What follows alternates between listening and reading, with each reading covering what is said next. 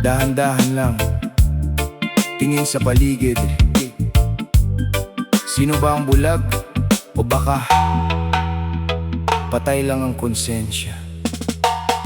Nakikita mo na ang mali, pero tahimik ka lang. May taong umiiyak, pero wala kang pakialam.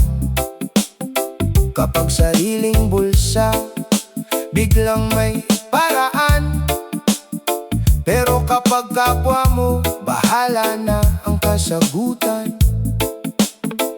Salita mo'y matamis kapag may kailangan, pero pag wala ng pakinabang, biglang talikuran sa harap ng tao. Bait-baitan sa likod ng lahat, ibang mukha ang pinapakita naman. Ilang beses mo pang kayang magbulag-bulagan, ilang mali pa ang kaya mong palampasin. Kung alam mong mali pero ayaw mong magsalita, sabihin mo sa sarili mo, nasaan na ang konsensya? Patay ang konsensya kapag mali hinahayaan.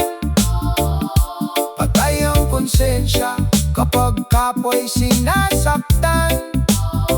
Pera ang sinusunod, katotohanan ay tinatago.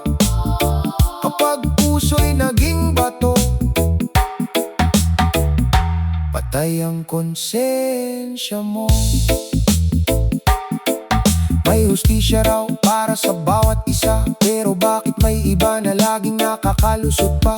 May mahirap na nagtiis buong buhay habang ang ganit patuloy lang ang pagkamkam sa yaman. Hindi lahat ng tahimik ay walang alam, minsan takot lang magsabi ng katotohanan. Pero kung lahat tayo'y mananatiling tahimik, sino ang tatayo kapag mali na ang umiiral? Ilang beses mo pang kayang magbulag-bulagan, ilang luha pa ang kailangan mong makita. Kung may puso ka pa, gamitin mo naman bago tuluyang mawala ang konsensya.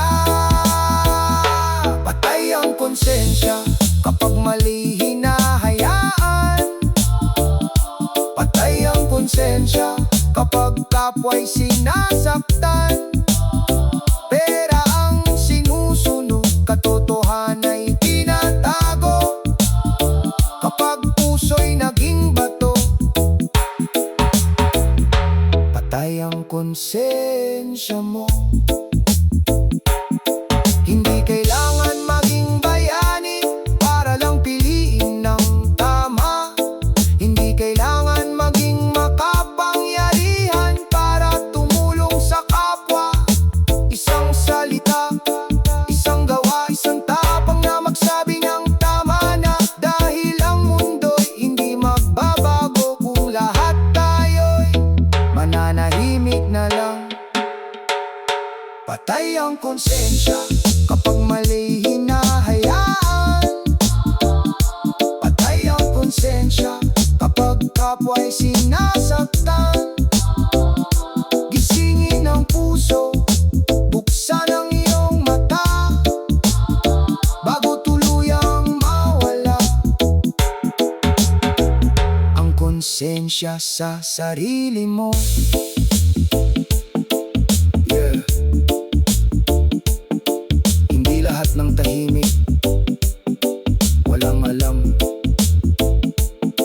at hindi lahat ng nakangiti walang kasalanan. Minsan kailangan lang nating tanungin ang sarili,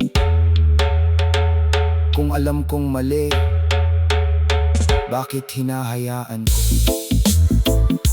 Patay ang konsensya o panahon na para gisingin ito.